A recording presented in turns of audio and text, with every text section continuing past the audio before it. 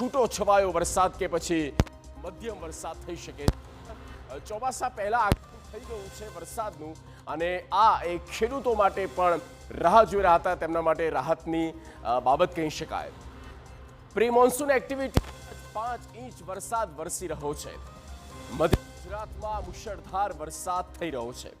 ગુજરાતની આસપાસ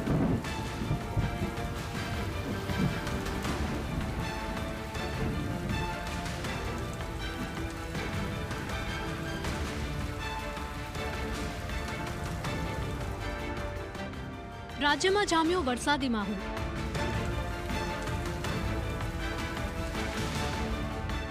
76 તાલુકામાં વરસ્યો વરસાદ।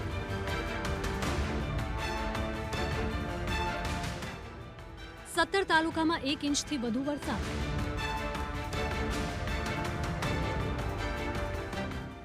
સૌથી વધુ હાલોલમાં વરસ્યો 4.57 ઇંચ વરસાદ।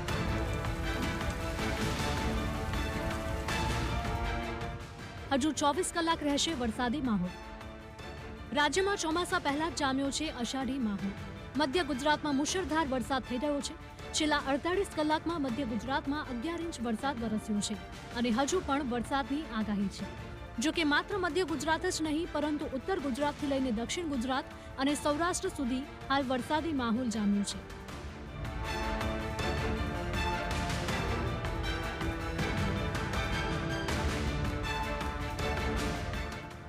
રાજ્યભરમાં પવનના સુસવાટા સાથે મેઘરાજાએ પધરામણી કરી। અનેક જગ્યાએ વરસાદ ખાબક્યો। ક્યાંક છૂટો છવાયો વરસાદ પડ્યો તો ક્યાંક ગાજવીજ અને ભારે પવન સાથે મેઘરાજાનું આગમન થયું। પરંતુ પહેલા વરસાદે જાણે તંત્રના વાયદાઓની પોલ ખુલ્લી પાડી દીધી હોય તેવો પણ ઘાટ ઘડાયો। અનેક જગ્યાઓ પર રસ્તા પર પાણી ભરાયા। પ્રી મોન્સૂનની કામગીરીના દાવા કરતા તંત્રના તમામ વાયદાઓ પોકળ સાબિત થતા જોવા મળ્યા। ક્યાંક રસ્તા પર નદીઓ વહેતી થઈ હોય તેવા પણ દ્રશ્યો મળ્યા હતા તો ક્યાંક તો નદીના ધસમસતા પ્રવાહમાં નદી પર બનાવાયેલો રસ્તો જ ધોવાઈ ગયો। અનેક જગ્યાએ ખેતરોમાં વરસાદના પાણી ફરી વળતા વિકાસના વાયદા પણ પાણીમાં ધોવાઈ ગયા। વરસાદના આંકડાઓની વાત કરીએ તો રાજ્યના 76 તાલુકામાં વરસાદ થયો છે, જેમાં રાજ્યના 17 તાલુકામાં 1 ઇંચથી વધુ વરસાદ થયો। સૌથી વધુ પંચમહાલના હાલોલમાં 4.57 ઇંચ વરસાદ, ગોધરામાં 3.35 ઇંચ વરસાદ, જાંબુઘોડામાં 3.15 ઇંચ વરસાદ, શહેરામાં 3.7 ઇંચ વરસાદ, ઘોઘંબામાં 2.17 ઇંચ વરસાદ, બરવાડામાં 2.76 ઇંચ વરસાદ, કડીમાં 2.56 ઇંચ વરસાદ નોંધાયો છે। છેલ્લા 24 કલાકથી પંચમહાલ થઈ ગયું છે પાણી। ધોધમાર વરસાદને પગલે અનેક વિસ્તારોમાં પાણી ભરાયા છે। વરસાદી પાણીને પગલે સોસાયટીઓમાં જળબંબાકારની સ્થિતિ થઈ છે। ગોધરા હાલોલમાં પણ નીચાણવાળા વિસ્તારોમાં ભરાયા છે પાણી। ભારે વરસાદને પગલે ખેતરોમાં પાણી ભરાયાના દ્રશ્યો પણ જોવા મળ્યા હતા।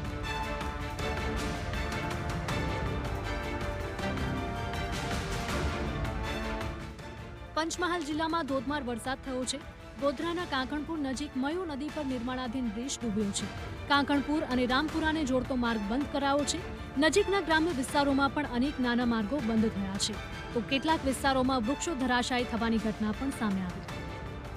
હવે જુઓ આ દ્રશ્યો જે છોટાઉદેપુર જિલ્લામાંથી સામે આવ્યા છે।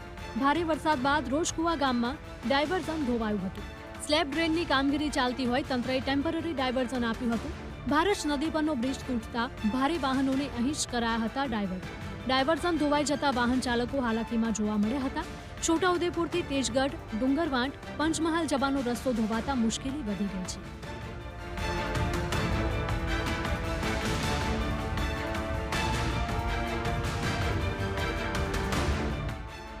આ ડાયવર્ઝન પરથી મોટી સંખ્યામાં ભારે વાહનો પસાર થાય છે। પાવી જેતપુર નજીક આવેલ ભારત નદીનો બ્રિજ તૂટતા આ માર્ગ પરથી જ ભારે વાહનો માટે ડાયવર્ઝન અપાયું હતું। જો કે આરએનબી વિભાગે તાત્કાલિક માટીથી પુરાણ કરી વાહનોની આવન જાવન શરૂ કરાવે છે, છતાં હાલ રસ્તાની જે સ્થિતિ છે તેને લીધે લોકો મુશ્કેલી અનુભવી રહ્યા છે। છોટાઉદેપુરના બોડેલી સહિત સમગ્ર પંથકમાં વરસાદ પડ્યો છે। વહેલી સવારથી જ પવન સાથે ધીમી ધારે વરસાદ જોવા મળ્યો। ખેતીલાયક વરસાદ થતાં ખેડૂતોમાં ખુશીની લહેર જોવા મળી રહી છે। આ તરફ વડોદરાના સાવલી ડેસરને જોડતો માર્ગ ધોવાયો છે। કરડ નદી પર બનાવાયેલો રસ્તો તૂટી જતા મુશ્કેલી થઈ રહી છે। રોડ તૂટતા વાહન વ્યવહાર સંપૂર્ણપણે બંધ કરાયો છે। ધંતેજ અને સદાપુરાના ગ્રામજનોને અવરજવરમાં હાલાકી થઈ રહી છે।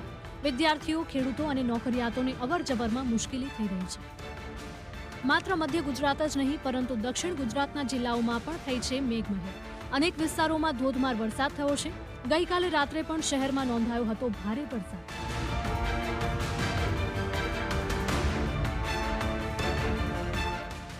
સુરતમાં પહેલા વરસાદમાં પાલિકાની પોલ ખુલી ગઈ. શહેરના મોટા વરાછા વિસ્તારમાં ભરાયા હતા પાણી. સામાન્ય વરસાદમાં રસ્તા પર પાણી ભરાઈ ગયા હતા. પાણી ભરાતા સ્થાનિકોને અવરજવરમાં મુશ્કેલી પડી હતી. સૌરાષ્ટ્રના જિલ્લાઓમાં પણ વરસાદી માહોલ જામ્યો છે. અમરેલી જિલ્લામાં વાતાવરણમાં પલટો આવ્યો. ખાંભાગીરના ગામડાઓમાં વરસાદ ખાબક્યો. ખાંભાના ધુંધવાણા, ભાણિયા અને તેની આસપાસના ગામોમાં વરસાદનું આગમન થયું. ધુંધવાણા ગામની શેરીઓમાં વરસાદી પાણી વહેતા થયા. અસહ્ય ગરમી બાદ વરસાદ પડતા વાતાવરણમાં ઠંડક પ્રસરી હતી. ગાંધીનગરના કલોલમાં પ્રથમ ગ્રાસી મક્ષિકા જેવો ઘાટ ઘડાયો. પહેલા જ વરસાદમાં ખુલી ગઈ સ્થાનિક તંત્રની પોલ. પ્રી મોન્સૂન કામગીરીના દાવાની હવાશ નીકળી ગઈ હતી.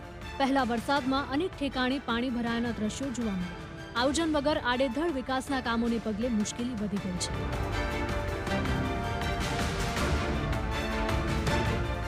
આમ તો હજુ ચોમાસાએ સત્તાવાર દસ્તક પણ નથી આપી.